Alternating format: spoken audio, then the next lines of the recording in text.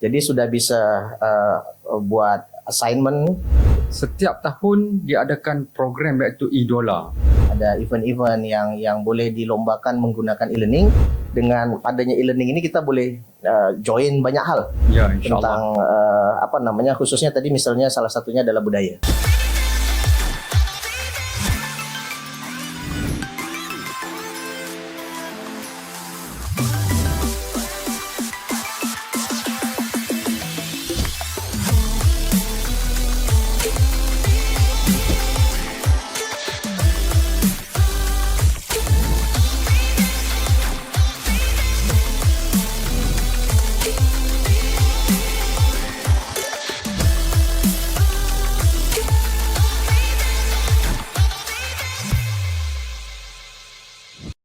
Assalamualaikum warahmatullahi wabarakatuh. Waalaikumsalam Selamat datang warahmatullahi. ke Habak My Podcast at PTSS.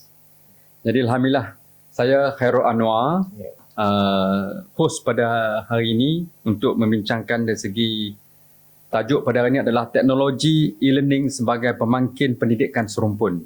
Pak, selamat datang ke Malaysia, Pak. Baru sampai Terima kasih, di Pak. Alhamdulillah baru tiba tadi. Perlisan. Ya, betul. Ini pertama kali Bapak First time datang ke PTSS. PTSS first time. Okay. Jadi sebelum tu saya ingin memperkenalkan PTSS. PTSS merupakan sebuah politeknik Tuanku Syed Sirajuddin yang berada di Perlis sahaja. Di Perlis kita ada dua, iaitu Politeknik Tuanku Syed Sirajuddin dan juga Kolej Komuniti Arau. Ada dua saja di bawah Politeknik dan Kolej Komuniti Malaysia. Jadi Alhamdulillah, selamat datang. Jadi hari ini, petang ini kita akan membincangkan mengenai teknologi e-learning sebagai pemangkin pendidikan serumpun. Itu tajuk yang kita akan bincang di sini. Maksudnya kita sekarang ini adalah serumpun. Iya, betul. Dan tidak ada berbeza di antara kedua-dua sama ada Malaysia dan juga Indonesia. Dari segi pembelajarannya adalah sama. Betul. Jadi salah satu fokus untuk konsep e-pembelajaran ini sekarang ini adalah kita cuba mendapatkan hubungan di antara anjuran daripada jawatankuasa e-pembelajaran Politeknik Tuanku Syed Sirajuddin dan juga kerjasama daripada unit instructional dan juga multimedia PTSS ini dengan Universitas Harapan Medan, iaitu Unhar. Unhar itu adalah merupakan salah satu institusi yang dah lama di sana, Pak, kan. Betul. Jadi Alhamdulillah. Dan sekarang ni boleh saya perkenalkan kepada hadirin sekarang adalah yang hadir bersama saya ini adalah iaitu Bapa Abdul Jabbar bin Lubis sebagai Vice Chancellor Universitas Harapan Medan Indonesia. Betul. Ya, Bapa boleh serba sedikit tentang Universitas Harapan untuk pengetahuan umum. Baik. Terima kasih, Pak Khairul Anwar. Alhamdulillah hari ini saya sudah tiba di PTSS. Baru saja tiba, sudah disambut dengan meriah oleh keluarga besar daripada PTSS. Nah, kami tadi pagi sudah berangkat daripada Medan, tujuan ke PTSS. Alhamdulillah, Universitas Harapan Medan adalah salah satu universitas yang sudah berdiri sejak tahun 1969. Sudah lama. Sudah cukup lama, Pak. Sudah cukup lama. Berawal, saya belum ada lagi. berawal daripada akademik, kemudian berkembang menjadi high school, dan berubah kepada 2017 lepas bergabung menjadi university. Nah, Alhamdulillah sudah memiliki lebih kurang 20 ribu lah alumni dengan student yang sudah tersebar kemana-mana. Ada juga yang saya dengar sudah bekerja di Malaysia, Japan, dan beberapa instansi di kerajaan-kerajaan. Jadi saat ini Universiti Harapan Medan ini terdiri dari 4 fakulti.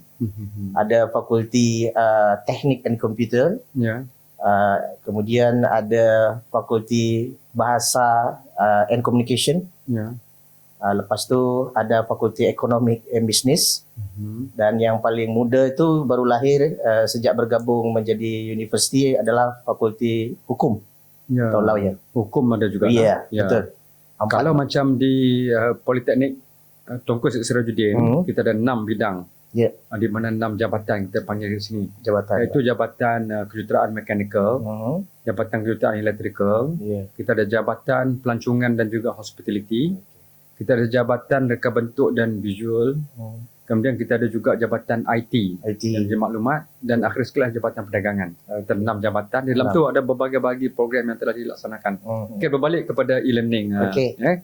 E-learning ni merupakan satu nadi yang penting buat masa sekarang, zaman sekarang. Betul. Selepas berlakunya pandemik, Ya, kita betul. berlaku pada sebelum ni kan. Betul, Pak. Jadi sekarang ni macam mana dari segi kehidupan serantau dan peranan e-learning di Universitas Harapan di Indonesia? Selepas pada saat mulanya pandemik lah 2019 lepas kalau tak silap itu awalnya kan pembelajaran tu modelnya face to face ya Pak. Ya. Face to face tatap muka, student-student boleh datang ke kampus kemudian belajar. Nah lepas pandemik masuk pandemik 2019 kita tak tahu macam mana nak belajar sebab nak jumpa saja payah. Ya, betul. Nak jumpa susah. Jadi perlulah ada sebuah platform yang boleh kita guna untuk belajar sama-sama. Nah awalnya sebelum menggunakan platform yang cukup waktu itu masih kita susah nak carilah sebab itu awal-awal pandemik kita masih gunakan daripada Google Classroom. Pada awal tu.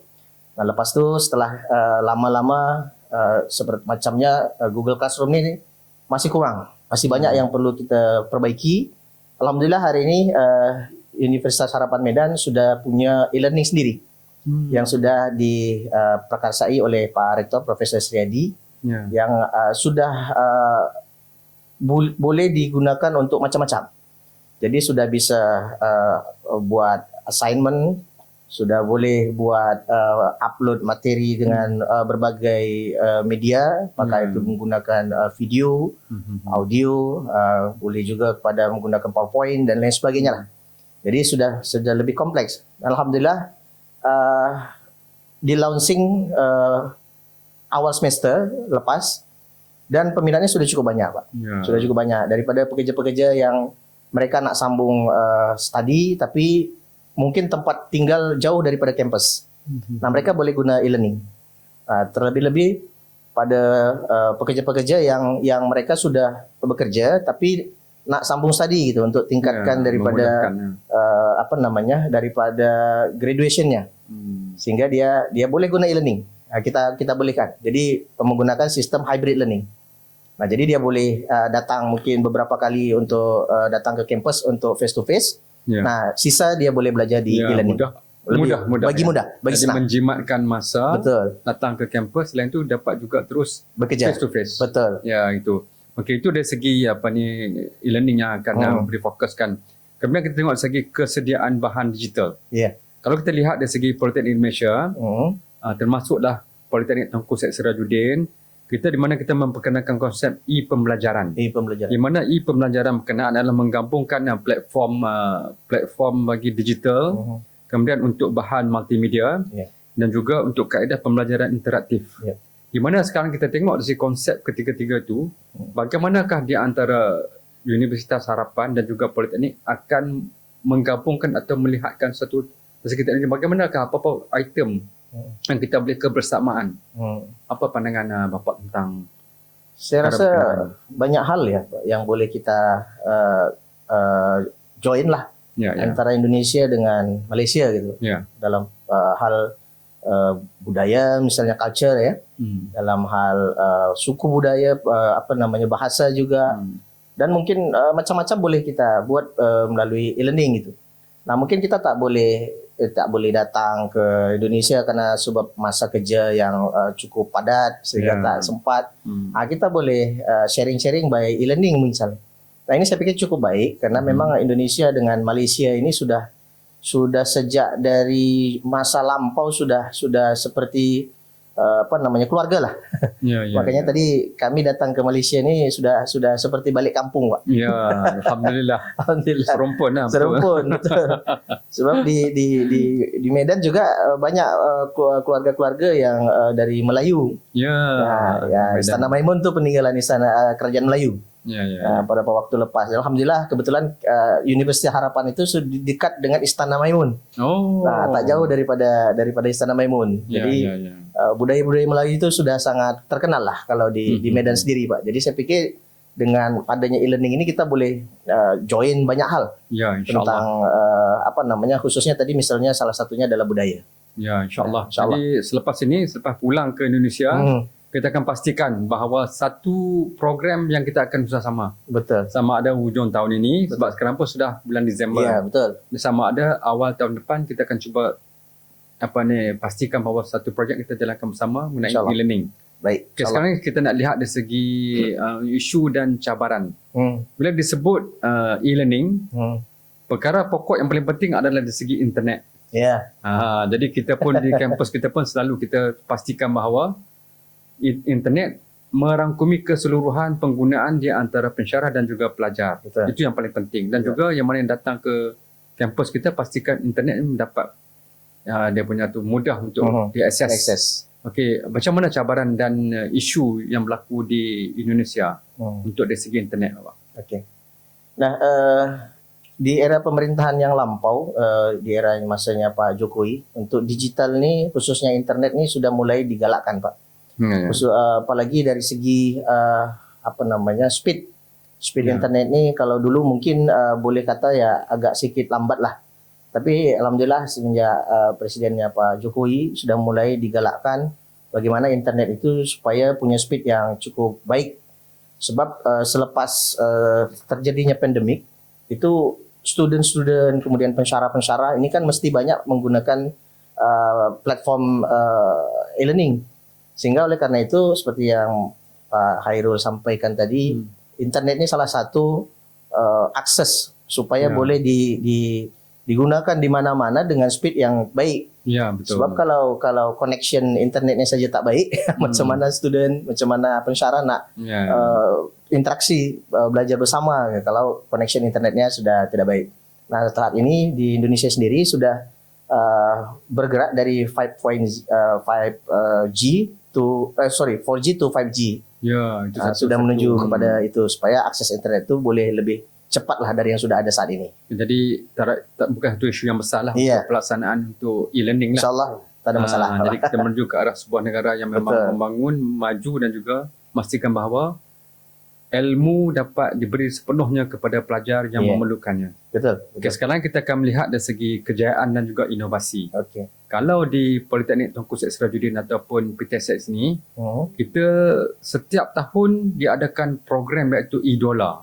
Anjuran daripada Jabatan Pendidikan Politeknik Community, iaitu kita punya headquarters kita di Putrajaya, menganjurkan satu program pertandingan merangkumi Politeknik, iaitu sebanyak 36 Politeknik akan pastikan bahawa mengadakan satu pertandingan berkenaan, memasuki pertandingan memastikan bahawa kita kecemerlangan dari segi idola. Itu yang berlaku di Malaysia lah, di bawah Jabatan Politeknik dan Community lah. Kalau di Indonesia, bagaimana, adakah pertandingan-pertandingan sebegitu yang dijalankan di Indonesia untuk memastikan bahawa yang manakah universitas ataupun politeknik yang cemerlang dalam bidang e-learning?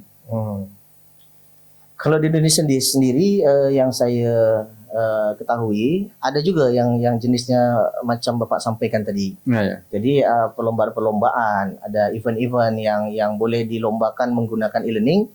Itu seperti kontes-kontes budaya, kemudian konser musik, ada juga yang tilawah Al-Quran. Tilawah Al-Quran itu yang menggunakan live by e-learning, yang menggunakan Zoom misalnya, tapi para peserta lomba itu boleh datang dari mana-mana saja. Jadi tak mesti harus hadir ke tempat gitu. Jadi dia boleh dari mana-mana ikut lomba semacam tilawah tadi yang seperti saya sampaikan. Nah, itu juga banyak peminat yang mengikuti kegiatan lomba macam itu, Pak. Tapi untuk peringkat universitas dan politeknik ada tak pertandingan diadakan untuk memastikan siapa yang paling hebat menggunakan e-learning?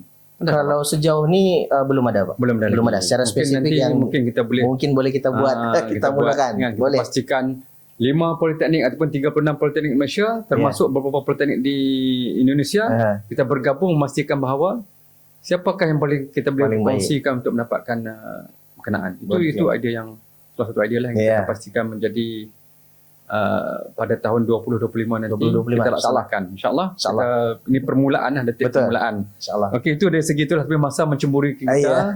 Dan sekarang masa dah habis, nak habis masa dah kan. Betul, dah habis. Okay. Jadi saya untuk mengakhiri perbincangan berkenaan, mengenai isu ataupun cabaran ujian dari segi penggunaan e-learning. Jadi saya harapkan pembangunan pembelajaran di antara Politeknik dan Universitas Harapan akan diteruskan untuk memastikan bahawa kecemerlangan pendidikan seiring dengan teknologi digital sekarang. Itu di situ. Jadi terima kasih yang tak tinggal saya ucapkan kepada Universitas Harapan Medan Indonesia kerana berkongsi maklumat dan info yang amat berguna pada kita di sini. Ini bukan berkali pertama dan terakhir. Kita akan berterusan. Sama ada secara podcast ataupun kita mengadakan secara interaksi secara online. E-learning. Konsep itu kita akan cuba laksanakan di masa hadapan. Baik. Jadi isu mengenai e-learning dan juga konsep e-pembelajaran di Politeknik kita akan teruskan dan upgrade ataupun kita akan penambahbaikan untuk memastikan bahawa kecemerlangan tu dapat dikongsi bersama sama ada di Malaysia ataupun di Indonesia. Jadi memastikan bahawa peluang dan ruang yang ada ni dikongsi luas kepada pelajar, kepada seluruh warga dan kepada industri dan juga kepada serumpun. Sama ada Malaysia, Indonesia dan Thailand. Kita bersepadan dengan negara Thailand dan sebelahan saja. Dan bagi semua penonton yang mengikuti program ini, saya mohonkan kepada semua untuk like, komen, share dan subscribe bagi YouTube Politeknik Tuanku Syed Sirajuddin Short Tibet untuk mendapatkan lebih banyak kandungan bermutu tinggi di sini.